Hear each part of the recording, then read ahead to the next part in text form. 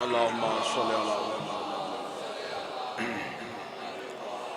بسم الله الرحمن الرحيم الحمد لله الذي جعلنا من المتمسكين بولاية أمير المؤمنين اللهم إياك نعبد وإياك نستعين الصلاة والسلام بالتحية والإكرام على أشرف الأنبياء والمرسلين وأولاده الطيبين الطاهرين المعصومين ولعن الله تعالى على أعدائهم أجمعين أما بعد فقد قال حق سبحانه تعالى في كتابه المجيد وفرقان الحميد وهو أصدق الصادقين وقوله الحق بسم الله الرحمن الرحيم ثم غرسنا الكتاب الذين اصطفينا من عبادنا بلندتر صلوات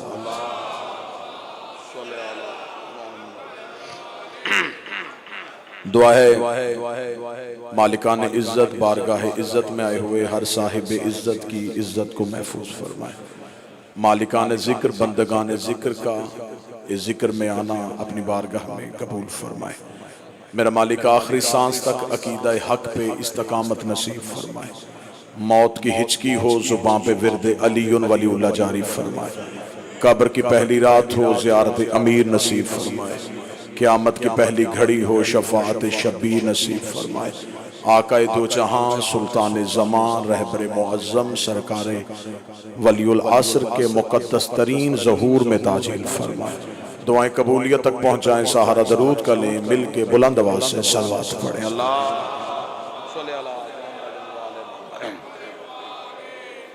اجازت ہے ذکر شروع کیا جا سکے. مذہب اسلام کے فرقوں میں سے واحد مکتب مکتب جعفریہ ہے جس کا عقیدہ روز روشن کی طرح عیاں ہے. ہمیں فخر ہے اپنے عقیدے پہ. ہم اللہ کو وحدہ لا شریک سمجھتے ہیں, بے مثل و بے مثال سمجھتے ہیں, خالق کون و مکان سمجھتے ہیں اور 14 کا بھی خدا سمجھتے ہیں. بعد از توحید ہم سلسلہ نبوت کے قائل ہیں. انبیاء کو معصوم عن الخطا سمجھتے ہیں اور آخری رسول کو پیغمبر اعظم کو مرسل اعظم کو سردار الانبیاء سمجھتے ہیں. بعد از رسول ہم علی سے لے کے سرکار ولی العصر تک ان کی عصمت ولایت اور امامت اور اختیارات کے قائل ہیں. 2019 خطرناک ترین دور اس لیے ثابت ہوا کہ لوگوں نے فضائل علی کا قتل عقیدہ توحید کی آڑ میں کیا. عقیدہ توحید کو بہانہ بنا کے کوشش کی کہ فضائل علی چھپائے جا سکیں, ورنہ انتہائی معزز احباب منبر پہ تشریف فرمائیں. ہمارا عقیدہ بالکل واضح ہے. ہم اللہ کے علاوہ کسی کو اللہ نہیں مانتے, لیکن جو بندے علی کا فضائل عقیدہ توحید کی وجہ سے چھپانا چاہتے ہیں وہ ہمیں صرف یہ بتائیں انہوں نے توحید سیکھی کس سے ہے.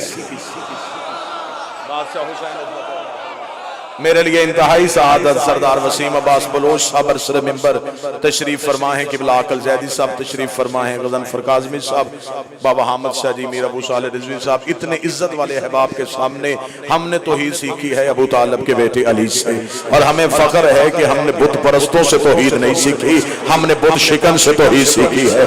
ہمیں توحید سکھائی ہے علی نے.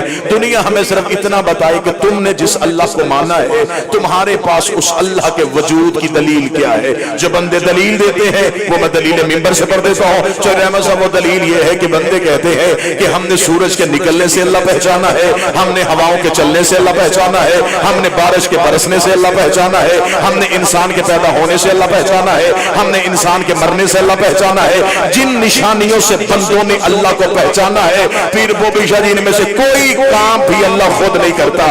اللہ نے ان کاموں کے لیے فرشتے رکھے ہیں. ہوائیں فرشتے چلاتے ہیں, نیکائی رزق تقسیم کرتا ہے, بارش فرشتے کے ذمے ہے, ملک الموت روح قبض کرنے کے لیے آتا ہے. اور جو فرشتے یہ کام کرتے ہیں وہ علی کے دروازے پہ کبھی درزی بن کے, کبھی بھکاری بن کے, کبھی فقیر بن کے, کبھی یتیم بن کے آتے ہیں.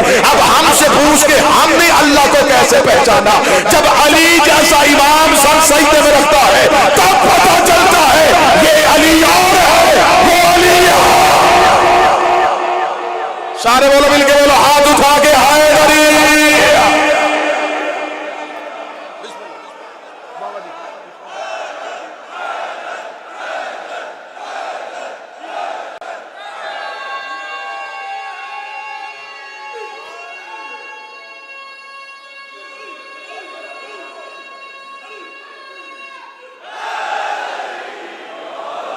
بس ایک لگا ہوا الزام، ایک لگا ہوا دھبا، بسم اللہ قبلہ جا پڑھ، ایک لگا ہوا الزام صاف کروں اور میں ممبر قبلہ، بسم اللہ سرکار، ایک لگا ہوا الزام صاف کروں، کیونکہ آج کی مجلس وہ بھی سن رہے ہیں جو کبھی بھی نہیں سنتے، لہذا ان احباب تک پیغام پہنچانے کے لیے ہمیں گھر میں بیٹھ کے آپ نصیری کہیں، مشرک کہیں، غالی کہیں، ہمیں نصیری مشرک نہ کہو۔ میں پوری دنیا کے سامنے لفظ کہنے لگا ہوں کہ لجو تو عیسیٰ، دنیا کے پاس علی جیسا ایک بھی ہوتا لوگ کب کے مشرک ہو جاتے، ہمارے پاس 12 علی ہے، ہم پھر بھی حسین سجدہ کر رہے ہیں، ہم علی اللہ کے قائل ہیں، ہم ہیں علی اور ولی اللہ کے قائل۔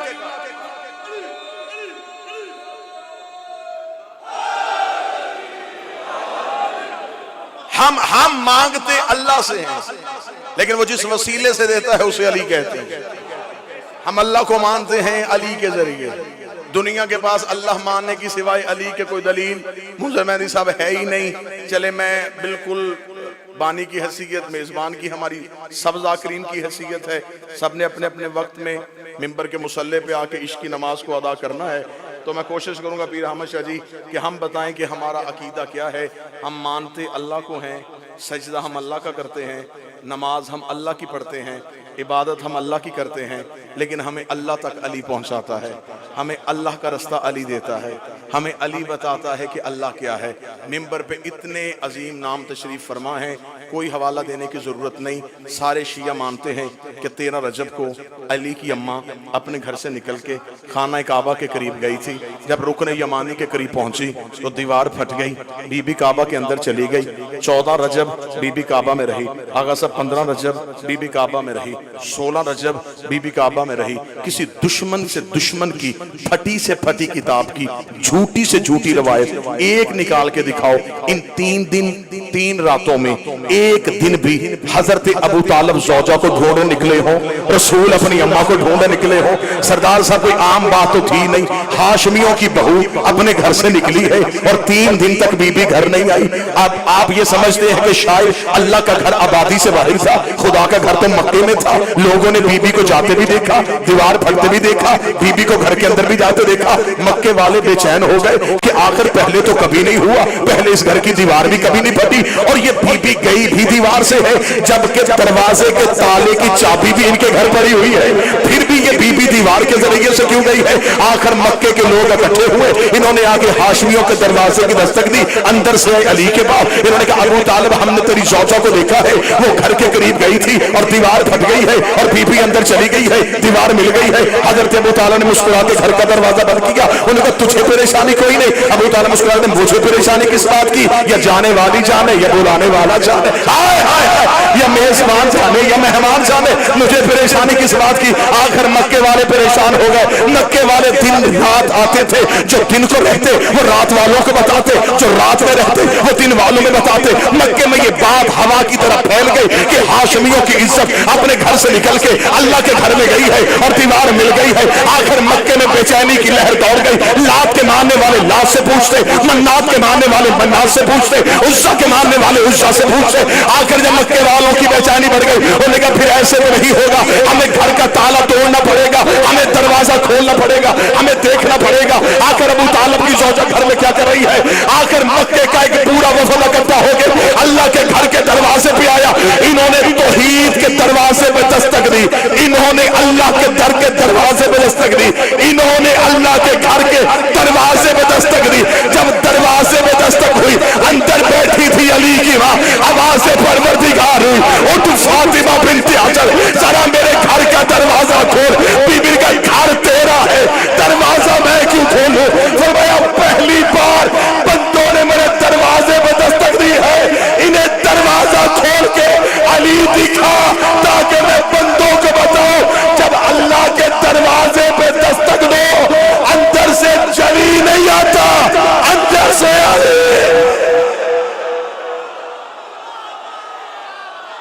سارے بولو مل کے بولو ہاتھ اٹھا کے حیدری۔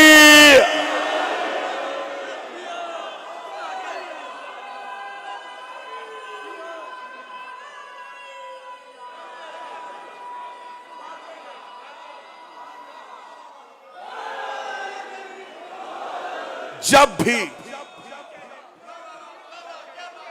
اللہ کے دروازے پہ قبلہ دعا مل گئی سب، جب بھی اللہ کے دروازے پہ دستک دی، واپسی پہ آواز پروردگار کی نہیں،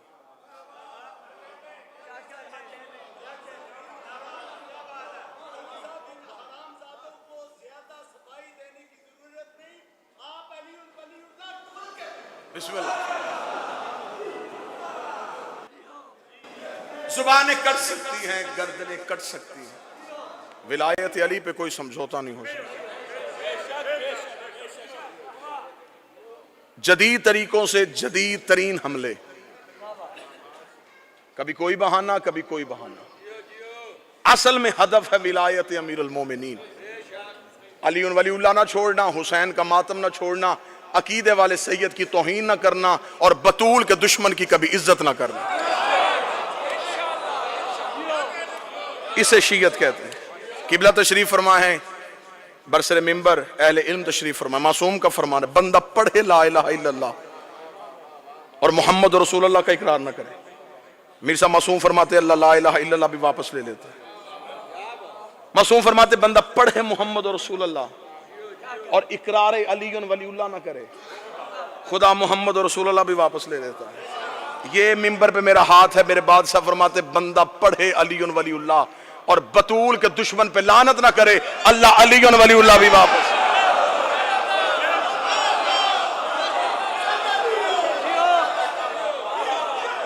شیعت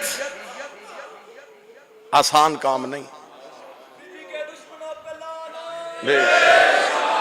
یہ شیعت ہم تک پھولوں کی سیج سے نہیں تلواروں کی دھاروں سے چل کے آئی۔ یہ مجلسیں ہیں اس مجلس کا صدقہ جو پہلی بار شام کے قید خانے میں ہوئی تھی، یہ منبر ہے اس منبر کا صدقہ جو شام کے بازار میں نیزے پہ سجا تھا،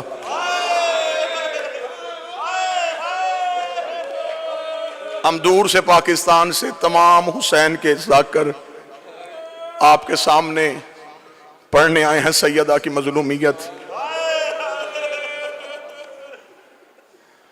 رو کے امیر المومنین نے کہا تھا زندگی میں کبھی بطول کے حق میں کوتاہی نہ کرنا،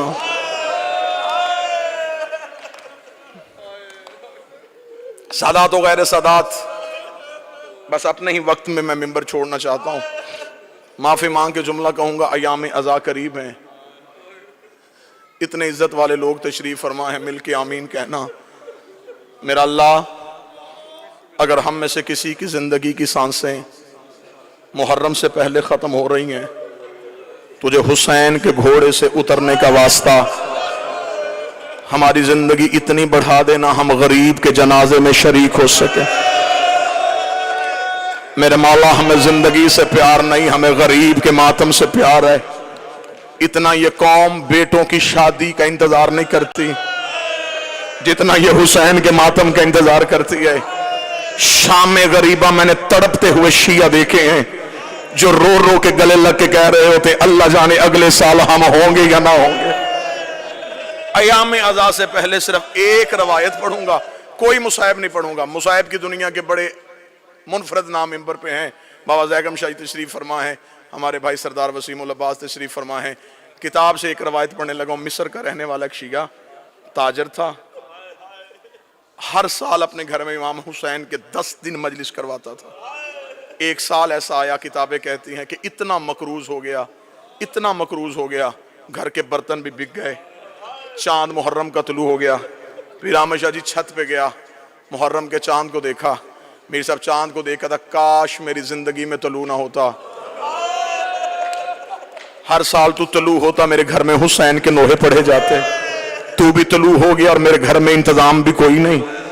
رحمت بٹی صاحب یہ چاند سے شکوہ کر رہا تھا، یہ کاندھے پہ زوجہ کا ہاتھ آیا، اس نے پلٹ کے دیکھا تو پیچھے زوجہ کھڑی تھی، دیکھا تھی چاند سے شکوہ نہ کر، مشکل وقت آئے تو قیمتی چیزیں بیچ دیتے ہیں۔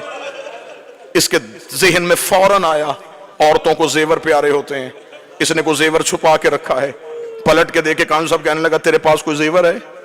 اگر زیور تھا تو نے مجھے پہلے کیوں نہیں بتایا؟ وہ देख कहती हाँ मेरे पास बड़ा ही कीमती जेवर है। इसने कहा जल्दी दे मैं बाजार में जाके बेचूं। किताब कहती आगे आगे बीवी चली, पीछे पीछे शौहर चला। उस कमरे में आ गए जहां दो बेटे सो रहे थे। दोनों बेटों के सरहाने आके खड़ी हुई। शौहर ने जौजा की आंखों में आंखें डाली, दे के कदम मुझे तेरे इरादे का पता नहीं चला। रो के कहने लगी मेरे घर में इनसे कीमती कुछ नहीं है, मेरे घर में सबसे कीमती ये है। इतना कहना था। शौहर देखा था क्या कहना चाहती है, क्या करूं इनका। हाथ बांधे रो कहती मां तो मैं हूं ना, मैं मिन्नत करती हूं बर्दा फरोशों के बाजार चला जा, जहां गुलाम बिकते हैं इन्हें बेच दे, जो कीमत मिले उससे करवाएंगे हम हुसैन की मजलिस। इतना जुमला कहना था। शौहर सर से लेके पांव तक कांपा। रो के कहने लगा कभी किसी ने औलाद भी बेची है। कदमों पे हाथ रख के कभी सच बता तूने मांगी किससे थी। तड़प के कहने लगा मदीने वाले हुसैन से, कभी जल्दी जा बाजार में जाके बेच दे। कैसी मां थी। अनवारुल उम्मा में लिखा मां ने बच्चों को उठाया, गुलामों वाले लिबास पहनाए, लिबास पहना के बाप ले आया गुलामों के बाजार में। सुबह से लेके शाम तक आवाजें देता रहा गुलाम ले लो, गुलाम ले लो, गुलाम ले लो, कीमत थोड़ी दे देना, मेहनत ज्यादा करवा लेना। शाम तक कोई गाहक ना आया। थका हुआ बाप जमीन पे बैठा, बेटों के सर सीने से लगाए, मुंह बकिया की तरफ करके कहता रसूल की बेटी मेरा मुकद्दर। बीबी मैं तो घर से बच्चे भी ले आया था, शहजादी तुझे मेरी अज़ादारी मंजूर नहीं है। अभी ये शिकवा कर रहा था, खान सबाब के लिए जुमला पढ़ूं, या बाजार में किसी घोड़े के चलने की आवाज आई। जो ही घोड़े की आवाज आई है इसने यूं पलट के देखा, सर पे घोड़ा सवार, चेहरे पे नकाब। आवाज देके कहने लगा गुलाम बेचेगा? बेचूंगा। क्या कीमत लेगा? कीमत का नाम आना था, जिस्म के रोंगटे खड़े हो गए। तड़प के कहता कोई कायनात भी देता मैं बाल भी तोड़ के ना देता, मैंने मन्नतों से मांगे, बस इतनी कीमत दे दे 10 दिन मेरे घर में हुसैन की मजलिस हो सके।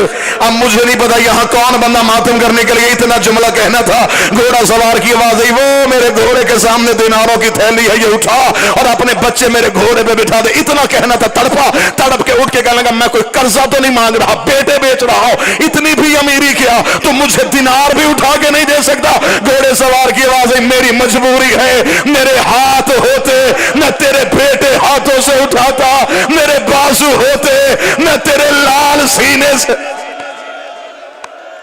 1 या 1.5 मिनट और मेरे बेटे होते मैं यूं सीने से लगाता, मेरे बाजू नहीं है। पीर सादी शाह जी लफ्ज सुनना था। तड़पा, दिनार उठाए, हाथों में दिनार की चला।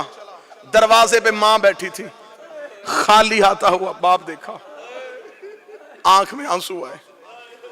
बिक गए, बिक गए। हाथ बांध के कहती है फिर मैं मां हूं ना, मैं वास्ता देती हूं तुझे हुसैन का, बच्चों को ना रोना। अब हमने रसूल के बच्चों को रोना है, हमने बतूल के बेटों को रोना है। जा मिस्र की जामे मस्जिद में जाके ऐलान करवा मेरे घर में है गरीब की मजलिस। मोमनीन आ गए, मजलिस हुई, लोग घरों को चले गए। आखिरी आधा मिनट, रात का वक्त, मां भी छत को देख रही, बाप भी छत को देख रहा। न मां की जुबान पे शिकवा, न बाप के चेहरे पे नदामत। आधी रात को मां उठी, शौहर के कदमों में बैठी, रो के कहती सिर्फ पूछने ये आई हूं किसके हाथ बेच के आया है। तड़प के कहने लगा कोई चेहरे से शरीफ लग रहा था, बाजू उसके थे कोई नहीं। पीर साहब जी आखिरी जुमला पढ़ने लगाओ। अभी मां की हाय निकली थी या दरवाजे पे दस्तक हो गई। मोमना तड़प के दरवाजे पे गई, इसने दरवाजा खोला, एक काले बुरके वाली बीबी दोनों बच्चों को गोद में उठा के खड़ी थी। ये देख के कदमों में गिरी, बीबी इनसे कोई गलती हो गई, मैं माफी मांगती हो, इन्हें नौकरी का तरीका नहीं आता, ये पहली बार किसी के घर गुलाम बन के गए थे। उस बीबी की आवाज आई, हम बेटे देते हैं लेते नहीं है। रो कभी तू जो गलियों में बेटे दे रही है, तू कोई हुसैन की माँ है।